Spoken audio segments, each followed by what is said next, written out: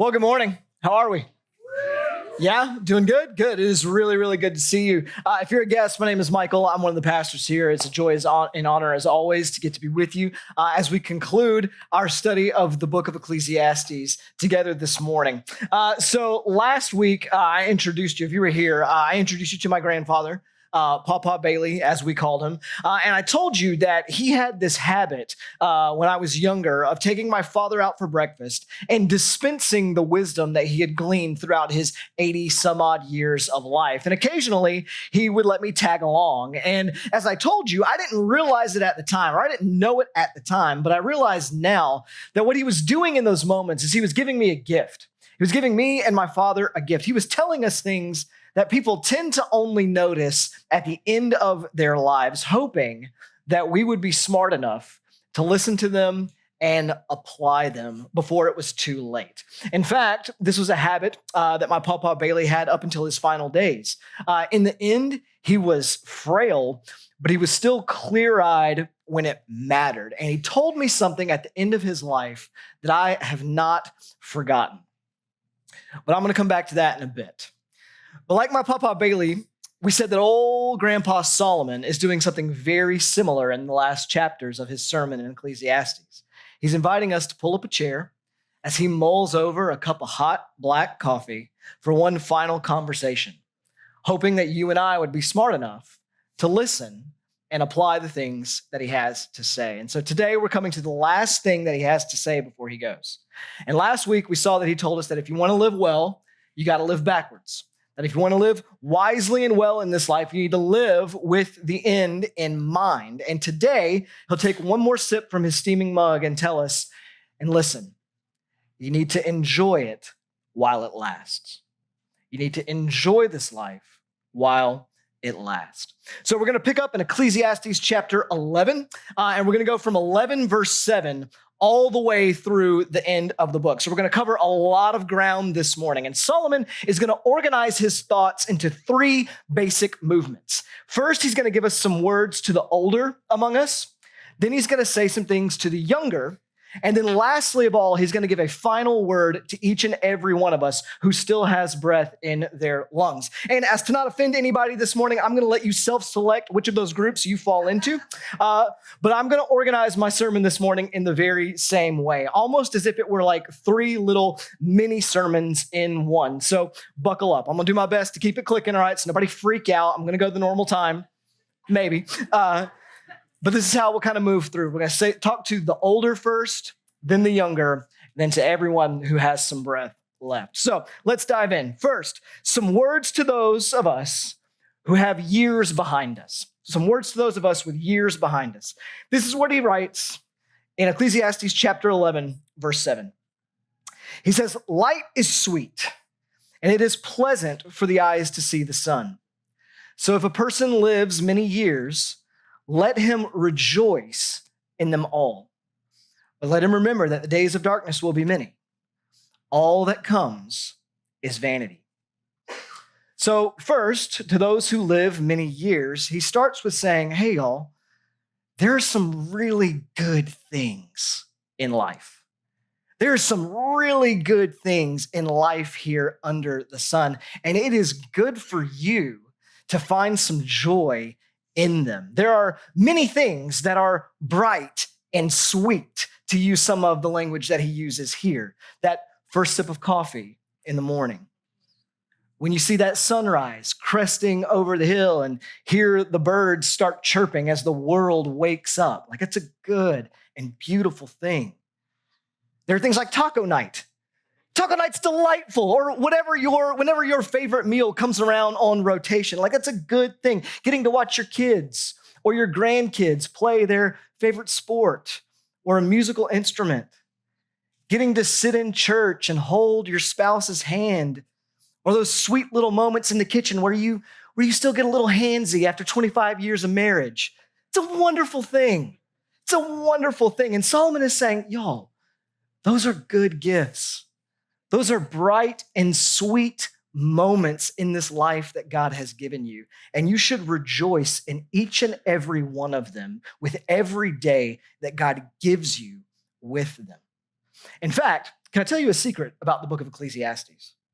A lot of people think that Ecclesiastes is this like famously dark and famously cynical book in the Bible, but there is this meaningful thread that actually runs throughout the whole thing. And if you're not paying careful attention, you'll miss it. See if you can pick it up in these verses. This is Ecclesiastes 2.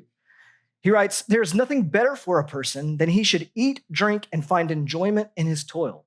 This also I saw is from the hand of God, for apart from him, who can eat or who can have enjoyment?" This is Ecclesiastes 3. "I perceive that there is nothing better for them than to be joyful and to do good as long as they live. Also that everyone should eat, drink, and take pleasure in all his toil. This is God's gift to man." Ecclesiastes 5, "Behold, what I have seen to be good and fitting is to eat and drink and find enjoyment in all the toil with which one toils under the sun the few days of his life that God has given him, for this is his lot.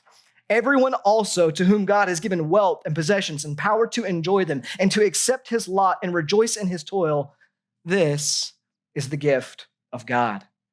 Ecclesiastes 8, "And I commend joy for a man has nothing better under the sun but to eat and drink and be joyful. For this will go with him in his toil through the days of his life that God has given him under the sun." Ecclesiastes 9, "Go, eat your bread with joy and drink your wine with a merry heart, for God has already approved what you do. Let your garments always be white. Let not oil be lacking on your head. Enjoy life with the wife whom you love, all the days of your vain life that he has given you under the sun, because that is your portion in life and in your toil with which you toil under the sun." Do you see it? Do you see the thread? In a book that gets attributed as being famously dark and cynical, there's this repeated refrain to find enjoyment in the life that you have, in your work, in your spouse, in your time, to see it all as the gift from God that it actually is. And if we miss this, we miss a massively important part of the preacher's sermon. He's saying because life is so fleeting, Solomon is begging us to not miss it, to not miss all the good that is there in front of us, all the moments of light and sweetness that are really there. I had a friend who was chatting with a mom at the ball field a few days ago, and they were carrying on the typical, small talk conversation that you do about how busy and demanding everything can be. And towards the end of the conversation, she goes, "But I'm just trying to remind myself, this is fun. This is the good stuff." And I think her insight there is spot on with what Solomon is saying here, that there's so much good in and around you if you just remember to stop and take notice of it. But there's one thing that affects our ability to do this, especially as we age, and it's our expectations. So there's that second part of verse 8 that maybe you noticed. He said, "So if a person lives many years, let him rejoice in them all. But let him remember that the days of darkness will be many. All that comes is vanity." All right, so for what it's worth, he's not trying to rain on our parade here when he says this. Rather, Grandpa Solomon understands something. He understands that joy, like real joy, it requires a dose of realism, okay? Your ability to enjoy your life is going to be connected, so to speak, to your expectations. If your expectations are unrealistic, then you're going to be in for a hard time. Then you're going to really struggle with the life that you've been given. In fact, I would say that so much of our disappointment in life comes not from what actually happens to us, but from what we expected to happen, not happening. So if you wake up every day thinking that the world owes you things like comfort and ease and sunshine, well, then every rainy day is going to feel like an ultimate betrayal. But if you expect both sunshine and storms, joy and sorrow, you're going to learn to find grace in both. And this is absolutely essential as we grow older. Like we all know, I believe we all know, like there's this difference, right? Between aging gracefully and aging like a sledgehammer. You know what I mean? Like there's a difference in those two things. Like we know that some people grow older and become softer and wiser and more gracious and enjoyable to be around, whereas others become bitter. cynical, callous, and hard. One lets gratitude shape them and flow through them, and the other lets grievance define them. And the question for us is not if we will age, but how will we age? The question is not if you'll age, but how will you age? And generally speaking, the answer to that is not about what happens to you, but how you receive the things that do. And so if your years have begun to add up, please hear what Solomon is trying to say, that there is a specific temptation for you to only see the bad. To as you age and as the years pass by, there is this specific temptation for you to only see and notice what's wrong. It's just so easy. It's so easy to become the person who always talks about how things used to be, right? Or points out every flaw in the younger generation. The person who can only see how crazy the world is getting or how evil and broken the things are around you. And listen, that's not to say that those things aren't necessarily true, but it is to say that that mindset can become a trap, one that blinds you to the beauty that is still present in the life all around you, the good that is still unfolding, and the hope that is actually still really out there in Jesus. And if you are not careful, you can miss the forest for the trees. You can miss out on all that is sweet and bright because you were all only focused on the negative in front of you. In fact, I think one of the best things I could prescribe to you to increase your joy, both for those of you with years behind you and for those who are yet to have them one day, honestly, is to suggest that you start one simple daily habit. Real simple. Put a notebook beside your bed at night on your little bedside table. And before you go to bed, instead of doing that thing that everybody does where you doom scroll on your phone or you let some YouTube video put you to sleep or whatever, write down 3 things that you are particularly grateful for today. And say a quick prayer, just thanking God for them. 3 things you saw God do, 3 gifts he gave you that day that help you see the grace that is still all around you. And hear me, it doesn't have to be profound. Like, I'm not saying it has to be these 3 massive insights about life in the world or whatever. Like, they can be very simple things that are just sweet and bright. It could be a literal sunset or that borderline inappropriate joke that your kid told at dinner, like whatever it may be, right? Could be the dinner itself.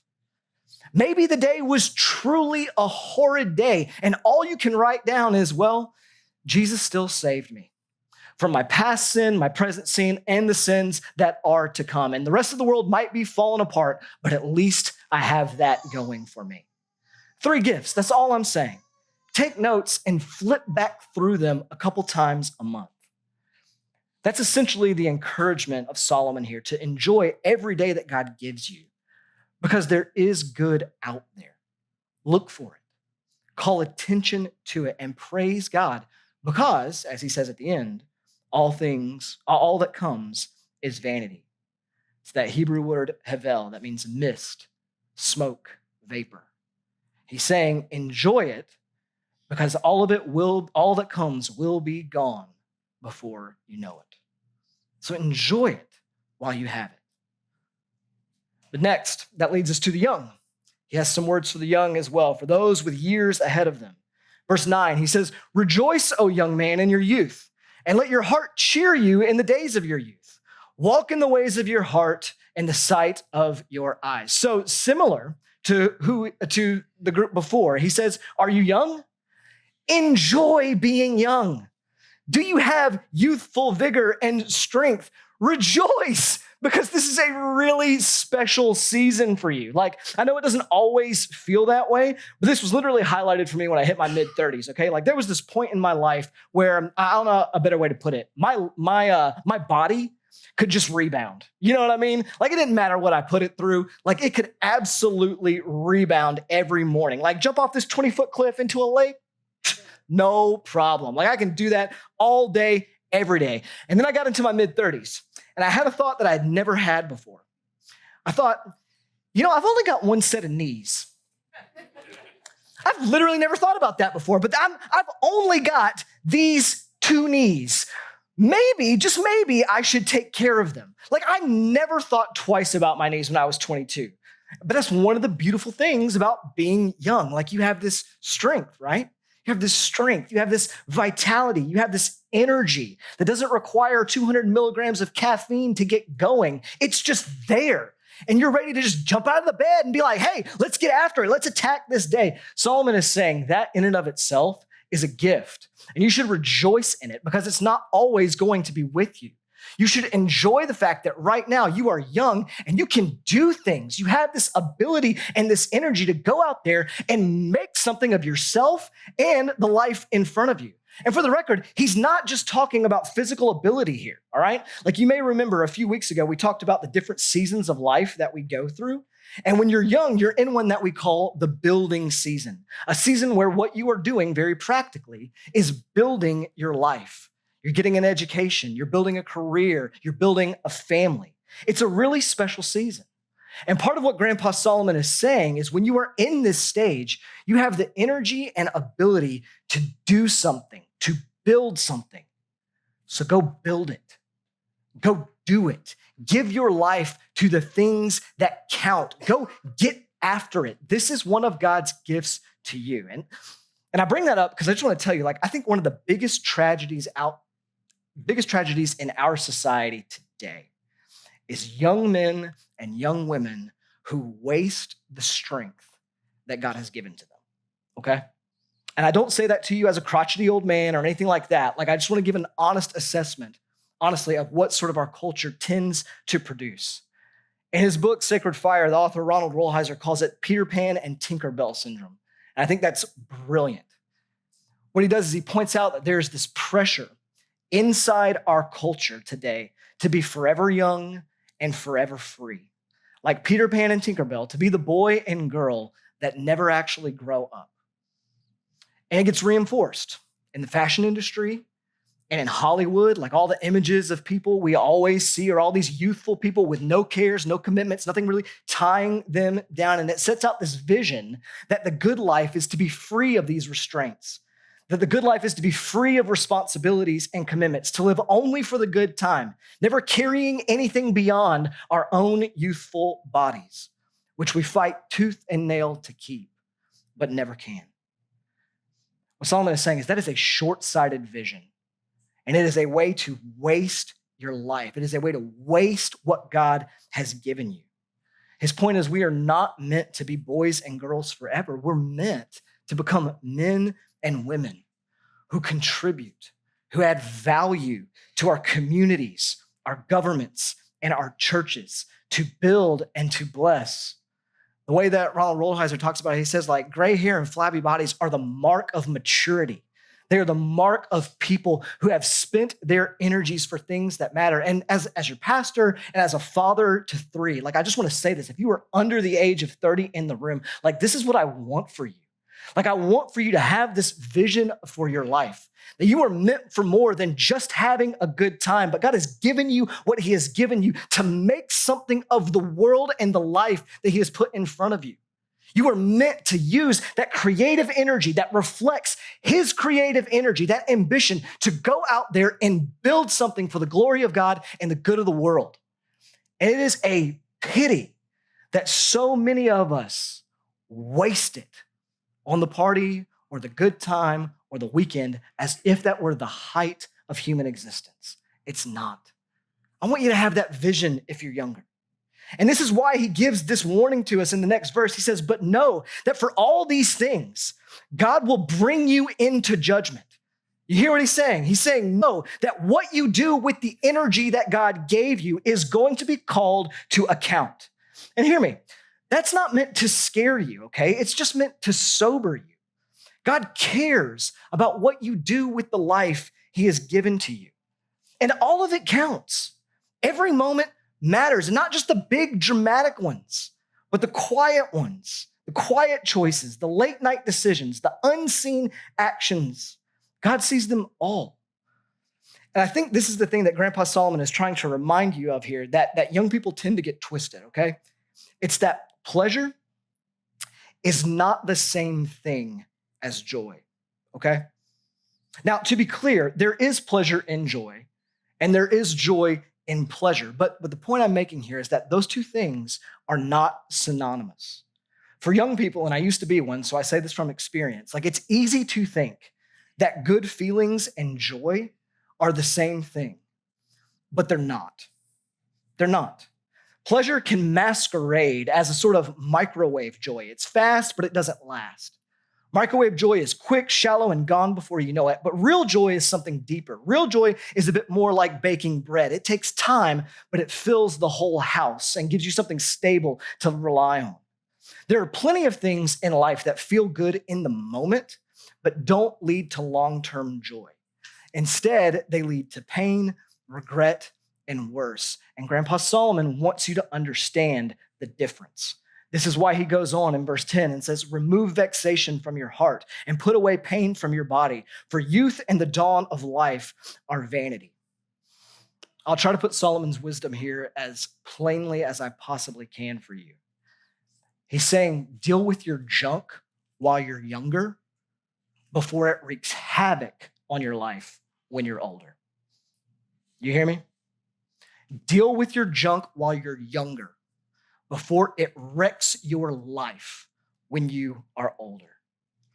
He's saying, do not carry around unnecessary burdens, worry, anxiety, unresolved bitterness, the things that vex you.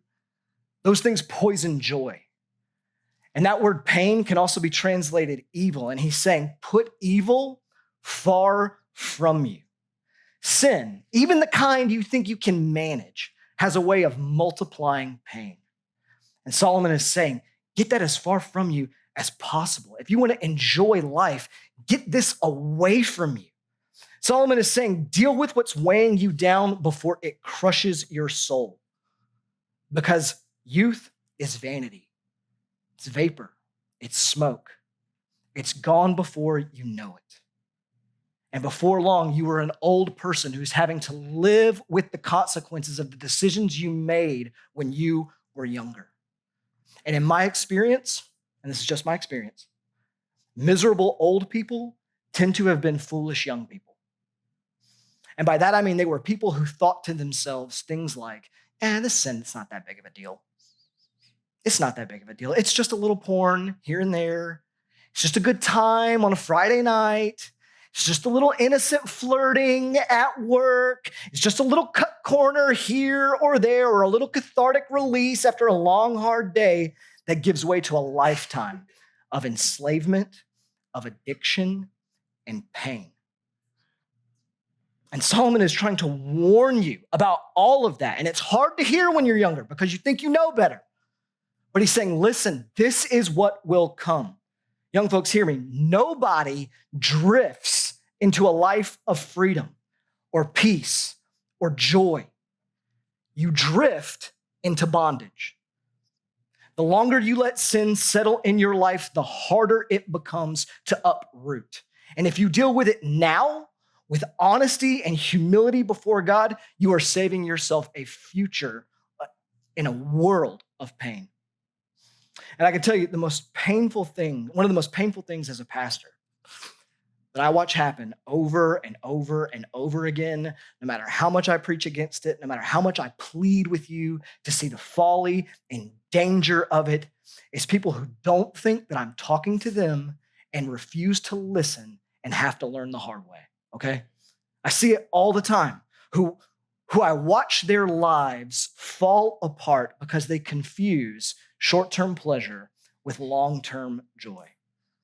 And hear me, don't believe the lie that you will just fix it later. It's not how any of this works.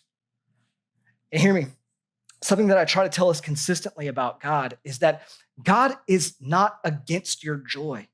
God is for your joy. This is why Ecclesiastes exists. He has written this so that you might have joy. He wants it for you. And what I want you to hear this morning is that in everything that he commands and everything that he instructs, he is never, ever, ever trying to take any good thing away from you. He is only trying to give what is best to you. And we've got to have that frame of reference, especially for those of us who are younger. And all that God's commands, he's not trying to rob you of anything. I know it might feel that way because we have this weird relationship to rules where we think every rule is somehow bad, but it's not. God is trying to give joy and life to you. He's just bidding you to come and listen, to come and trust him with what you can't see, that he is God and he knows a little bit better than you do. And I want you to hear, neither Solomon nor God are anti-pleasure. They are pro-pleasure, but larger than being pro-pleasure, they are pro-real and lasting joy. And they know where real joy is only going to be found. It's only going to be found in one place. Which brings me to Solomon's last words to all of us who have time left. He says at the beginning of chapter 12, remember also your Creator in the days of your youth, before the evil days come and the years draw near, of which you will say, I have no pleasure in them. His final admonition is, listen, you want joy? You want to find joy in your days? You want to find joy in your youth? Then I'll tell you how it's done. Remember your Creator. Remember the God who made you. Remember that you were made for him, that he is the one who stands over your life, and your life only makes sense in light of him. Because notice what he says. There's going to come a day when your ability to have joy and pleasure is going to be a thing of the past. A day where you wake up and you're actually a little mad that you did. If you live long enough, that day is eventually coming for each and every one of us. And he highlights this in the next 6 verses by getting really poetic about the aging process. And I want to read them to you so you kind of see the weight of what he's saying. He goes on in verse 2. He says, before the sun and the light and the moon and the stars are darkened. He's not just talking about the sun and the moon and the stars here or the end of days. This is a way of talking about our mental sharpness. The light, the moon, the stars. He's talking about our creativity and our wit. That there's going to come a day when you aren't as quick or creative as you once were. As we age, despite all the herbs that we ingest to stop it, our minds are going to slow down. And the clouds return after the rain. This is a reference to the circular nature of life. This is going to sound funny, but I don't mean it as a joke. There was a time in your life when your day essentially consisted of 3 things. You slept, you ate, and you went to the bathroom.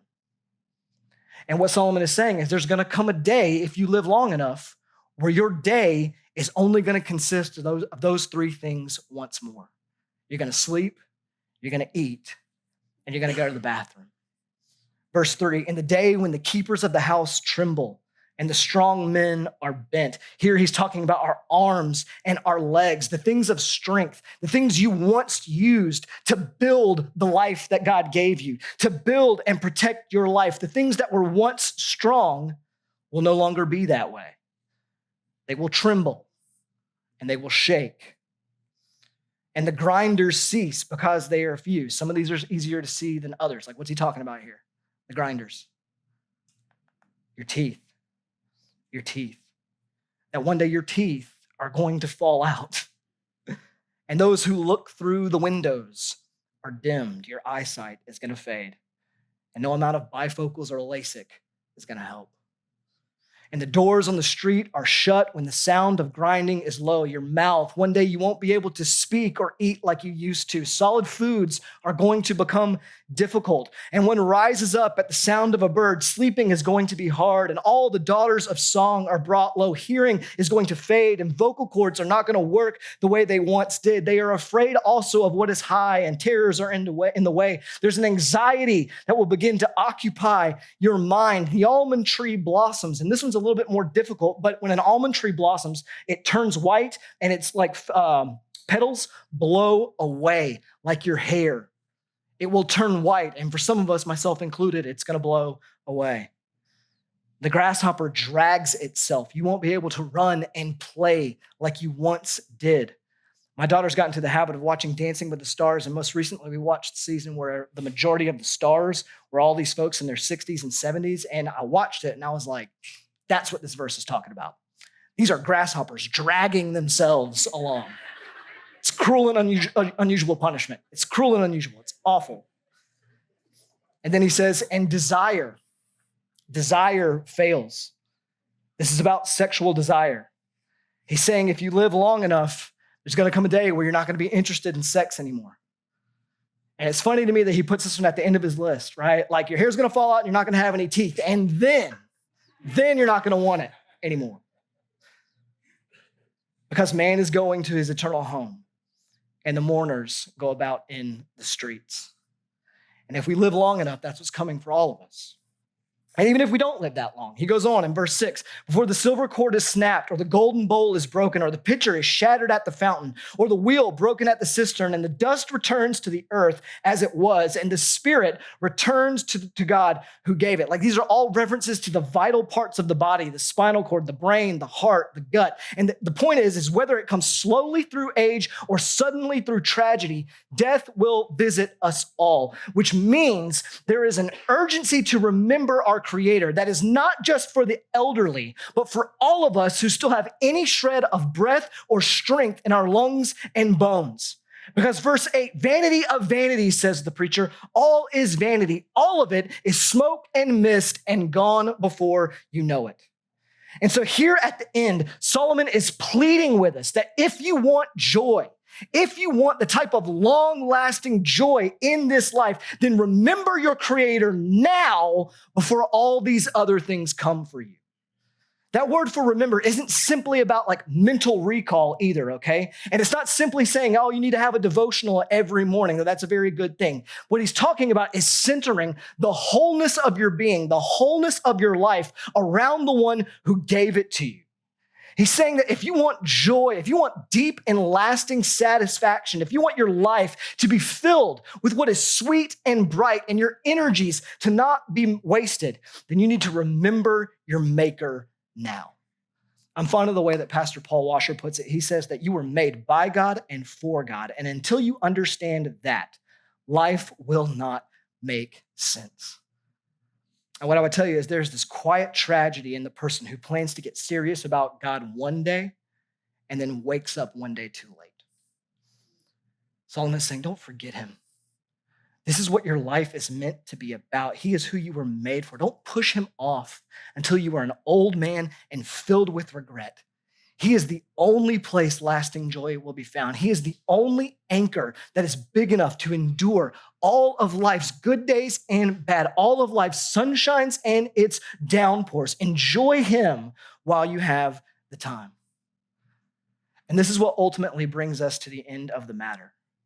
At the end of the day, there are only two ways to build a life, okay?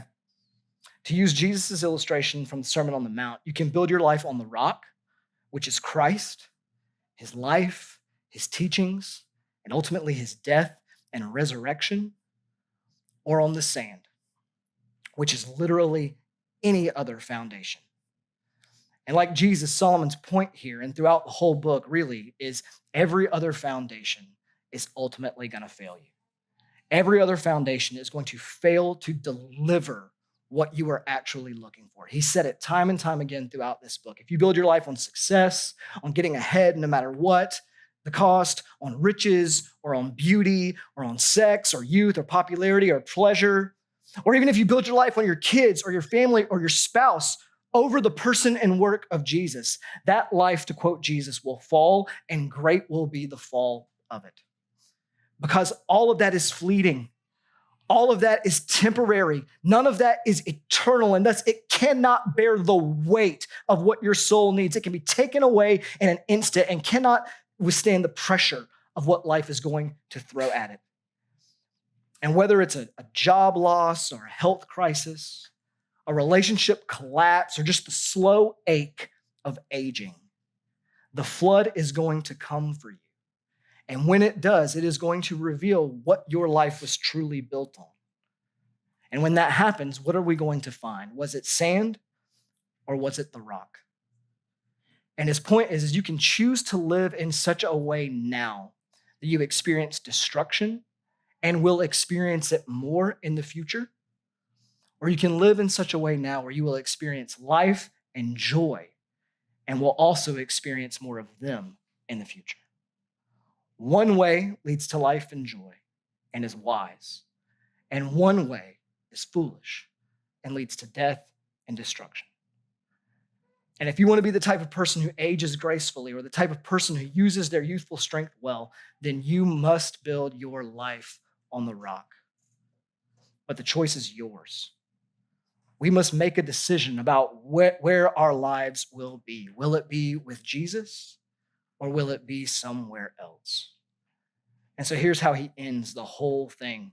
This is chapter 12, verse 9 through 14, which we read earlier. The book concludes, besides being wise, the preacher also taught the people knowledge, weighing and studying and arranging many proverbs with great care. The preacher sought to find words of delight, and uprightly he wrote words of truth. The words of the wise are like goads, and like nails firmly fixed are collected sayings. They are given by one shepherd. My son, beware of anything beyond these. Of making many books there is no end, and much study is weariness of flesh. The end of the matter, all has been heard. Fear God and keep his commandments, for this is the whole duty of man. For God will bring every deed into judgment with every secret thing, whether good or evil. So Ecclesiastes starts with the question, if you remember, what is really worthwhile under the sun?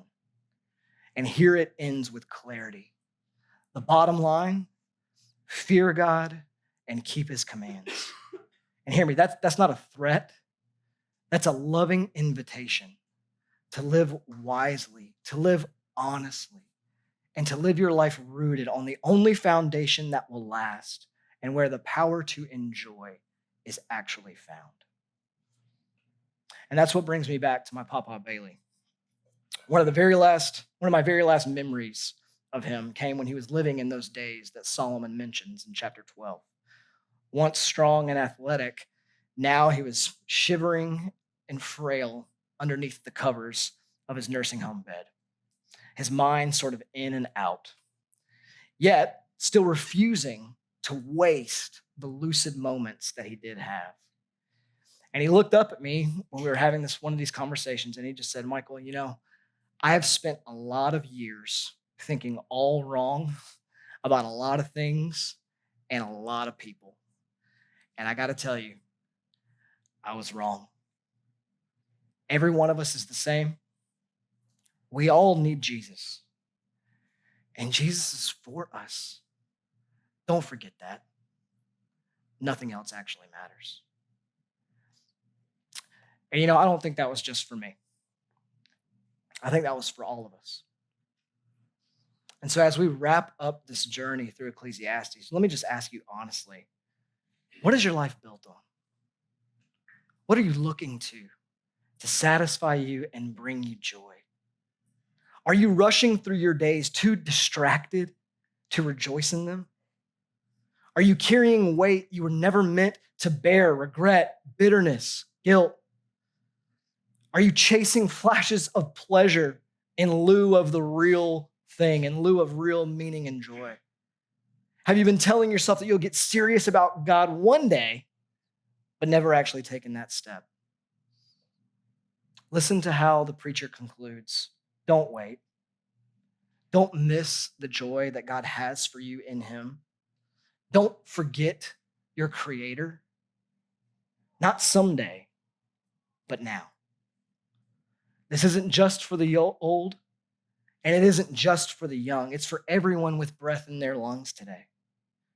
And the good news of the gospel is this is not an invitation to come clean yourself up. This is not an invitation for you to fix things in your own life before you come. No, it is to come to Jesus and let him do the fixing. You don't need to climb your way back to God because the message of Ecclesiastes leads us straight to Jesus. His work on your behalf, his life, death, and resurrection to forgive you of sin and make you new is the rock you were meant to be built on. Not your success, not your youth, not your relationships, not your resume. Only Jesus lived the life you couldn't. Only Jesus died the death that you deserved, and only Jesus rose again to give us a joy that will not fade with age or failure or time. And so whether you're building or whether you're slowing down, whether you feel strong or fragile today, the invitation is the same. Life is a mist, but Christ is no vapor. He is the rock who remains. So don't waste another day, good or bad. Come to him and find the grace and the power to enjoy them all. Let's pray.